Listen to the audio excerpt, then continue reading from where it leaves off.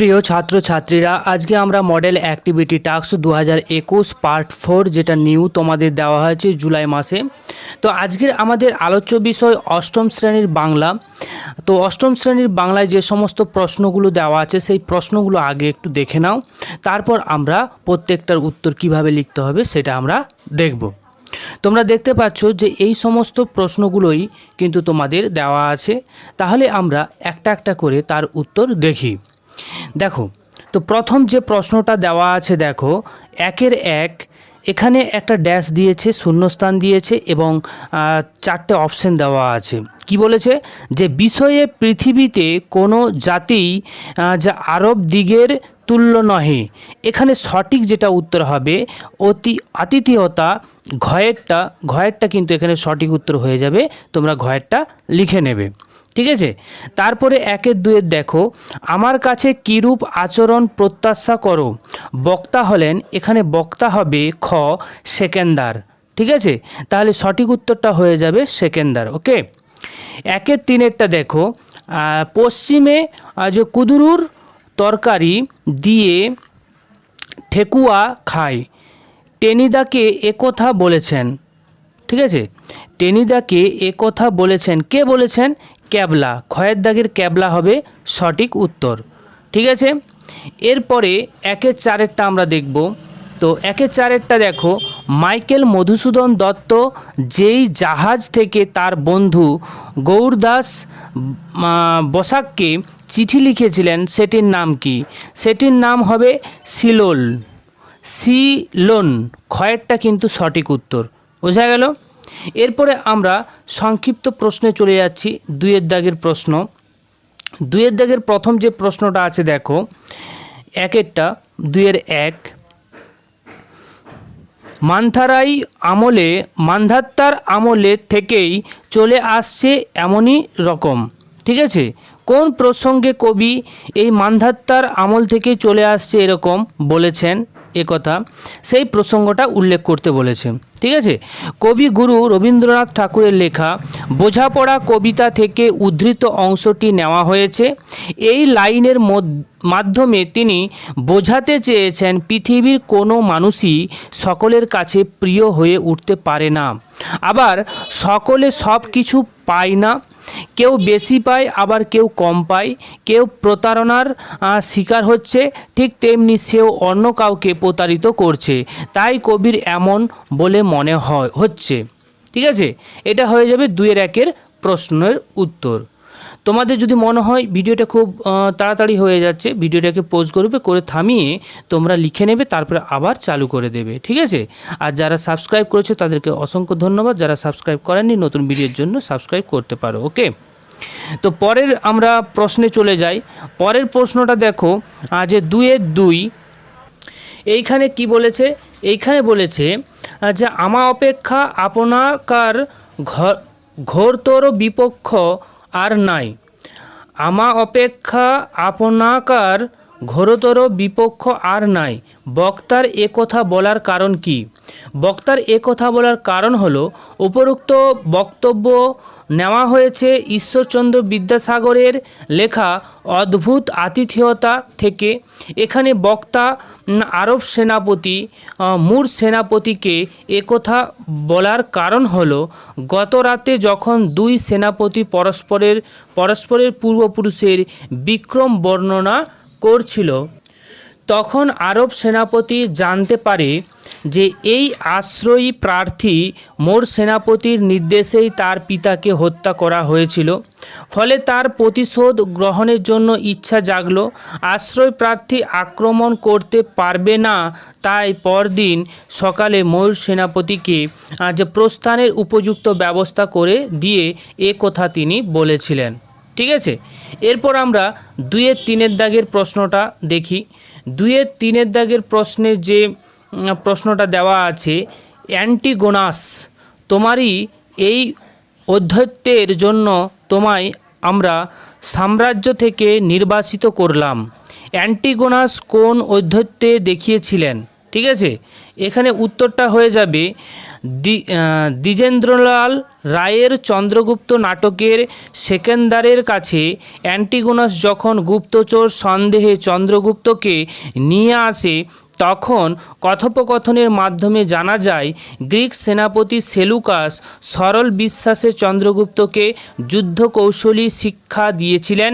কিন্তু এই নিয়ে সেলুকাস এবং অ্যান্টিগোনাসের এর মধ্যে বিবাদ সৃষ্টি হয়। এমনকি অ্যান্টিগোনাস সেলুকাসের ওপর তরবারিও নিক্ষেপ করেছিল। আর সব ঘটেছিল সম্রাট সেকেন্দারের সামনে। তাই সেকেন্দার অ্যান্টিগোনাসের কার্যকলাপের ঔদ্ধত্য বলে মনে করেছেন। ঠিক আছে, এটা 2-3 উত্তর। ক্লিয়ার? এরপরে আমরা 2-4 উত্তরটা দেখব এবং প্রশ্নটাও দেখে নেব। প্রশ্নটা আছে কি, তোমাদের মতো উল্লুকের সঙ্গে পিকনিকের আলোচনা ঝকমারি কোন কথা প্রসঙ্গে টেনিদা এমন মন্তব্য করেছিল? নারায়ণ গঙ্গোপাধ্যায়ের লেখা বনভোজনের ব্যাপার গল্পটিতে পিকনিকের দলপতি ছিলেন টেনিদা। পিকনিকের যে মেনু তৈরি করতে গিয়ে বেশ আলোচনা হচ্ছিল। ডিমের ডালনা, রুই মাছের কালিয়া, মাংসের কোরমা ইত্যাদি সুস্বাদু খাবার, কিন্তু হঠাৎ করেই সুস্বাদু মেনুর সঙ্গে জুড়ে দিয়েছে যে আলু ভাজা, বাটি চচ্চড়ি, যে ক্যাবলা জুড়ে দিয়েছিল যে কুদুরের তোমার তরকারি দিয়ে যে ঠেকুয়া। এত স্বাদের খাবারের মধ্যে এই খাবারগুলোকে টেনিদার মাথায় গরম করে দেয়, ফলে তিনি উপরুক্ত মন্তব্যটি করেছিল।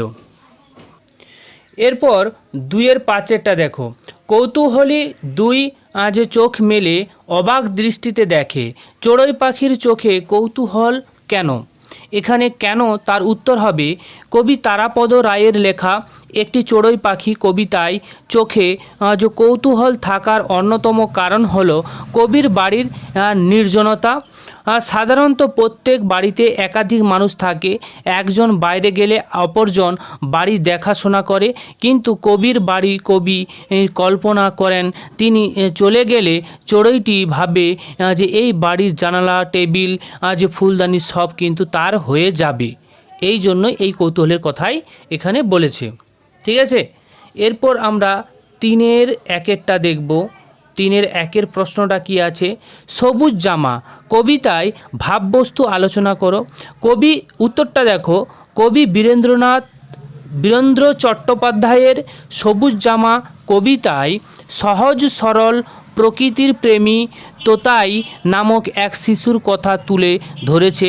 তোতাই নির্দিষ্ট গণ্ডির মধ্যে আবদ্ধ থেকে পড়াশোনা করতে চায় না।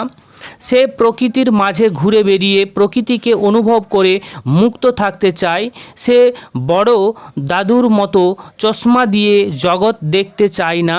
সভ্যতার নকল মুখোশ খুলে সহজ স্বাভাবিকভাবে বাঁচতে চায় ও সবুজ গাছের মতো জামা পরতে চায়, যেখানে অনেক পশু পাখি এসে বসবে। কবিতায় সভ্যতা জটিলতা থেকে বেরিয়ে সহজ সরলভাবে জীবনযাপন করার কথা এখানে বলা হয়েছে। এটাই হচ্ছে তার ভাব বস্তু। ওকে, এরপর 3-2 আমরা দেখব। 3-2 দাগের যে প্রশ্নটা আছে দেখো, বন্ধু রাজনারায়ণ বসুকে লেখা চিঠিতে মাইকেল মধুসূদন দত্ত তার লেখা মেঘনাদ বধ কাব্য সম্পর্কে কিরূপ অভিমত ব্যক্ত করেছেন? উত্তরটা কি হবে? লেখক মধুসূদন দত্তের লেখা 3টি চিঠির মধ্যে একটি চিঠি লেখা হয়েছিল বিশিষ্ট বিদ্যা অনুরাগী রাজনারায়ণ বসুকে।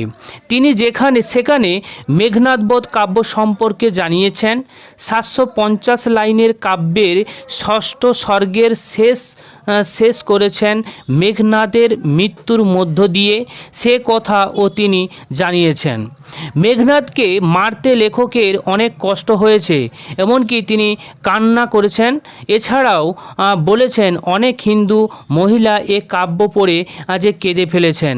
তাই তিনি চান রাজনারায়ণ বসু মহাশয় ও যিনি তার স্ত্রীকে এই বইটি পড়ার ব্যবস্থা করে দেন। এটাই কিন্তু হবে 3-2 উত্তর। ঠিক আছে, তাড়াহুড়ো করে বলা হয়েছে, তোমরা ভিডিওটাকে পজ করে দিয়ে টুকে নাও। ওকে, আবার চালু করবে। তিনেরটা দেখো, পরবাসী কবিতায় শেষ 4টি পংক্তিতে কবির প্রশ্নবাচক বাক্য ব্যবহার করার তাৎপর্য বিশ্লেষণ করো। এখানে উত্তরটা হবে কি, কবি পরবাসী কবিতায় সুন্দরবন, জঙ্গল, প্রকৃতি, পরিবেশের অসাধারণ বর্ণনা করেছেন। ঠিক তেমনি শেষের 4টি লাইনে তিনি নিজ মন থেকে একাধিক প্রশ্ন রেখেছেন। তিনি ক্ষুব্ধ হয়েছেন প্রকৃতিকে নিয়ে মানুষের এমন ব্যবহারের জন্য। তিনি প্রশ্ন করেছেন বন, জঙ্গল, প্রকৃতি ধ্বংসের বিরুদ্ধে মানুষ রুখে দাঁড়াচ্ছে না কেন? মানুষ কেন চুপ রয়েছে? গাছপালা, প্রকৃতির কি কোনো মূল্যই নেই? তাদের কেন এত নগণ্য মনে করা হয় কেন? মানুষ বাসস্থান নির্মাণের জন্য একই স্থান থেকে অন্য স্থানে ধ্বংস করে কিন্তু নিজের বাসভূমি, নিজের আর ঘর করতে পারছে না। তাই কবি এমন প্রশ্নবাচক বাক্য ব্যবহার করেছেন। এখানে 3-এর উত্তর এটা হবে। ওকে, এরপর আমরা 3-4টায় চলে যাব। 3-4 দাগের যে প্রশ্নটা আছে দেখো, প্রশ্নে কি বলা আছে? প্রশ্নে বলা আছে, কিন্তু এই রাত্রিটির কথা আমার ভালোভাবে মনে আছে। পথ চলতি রচনাংশ অনুসরণে লেখকের এই রাতের অভিজ্ঞতা বিবরণ দাও। উত্তরটা লিখবে ভাষাবিদ সুনীতি কুমার চট্টোপাধ্যায়ের লেখা পথ চলতি প্রবন্ধে তিনি বর্ণনা করেছেন কিভাবে গোয়া থেকে কলকাতা পর্যন্ত একটি ট্রেনের বগিতে পাঠান যাত্রীদের সাথে গল্পগুজব বন্ধুত্বের সহিত ভ্রমণ করছেন। সেই বগির পাঠানরা ছিল ইংরেজ দখলাকৃত আফগানিস্তানের মানুষ। তারা প্রসূতি ভাষী ছিলেন, যে ফার্সি ভাষা জানতেন না। প্রথমে লেখক প্রসূতি ভাষার বিখ্যাত কবি খুশহাল খা সম্পর্কে বললে তারা খুশি হয়ে যায়। এমনকি তাদের মধ্যে একজন প্রসূতি ভাষার গজল শুরু করেছিলেন। ঠিক আছে, শুরু করেছিলেন। এরপর তাদের মধ্যে একজন প্রসূতি ভাষার গজল শুরু করেছিলেন। এরপর যা আদম খান ও দুররানি গল্প আলোচনা হয়। এইভাবেই লেখকের যে চেষ্টাতে দেরাদুন এক্সপ্রেস এই 3rd ক্লাস গাড়িটিতে একটি প্রসূতি সাহিত্যের সম্মেলন শুরু হয়ে গিয়েছিল।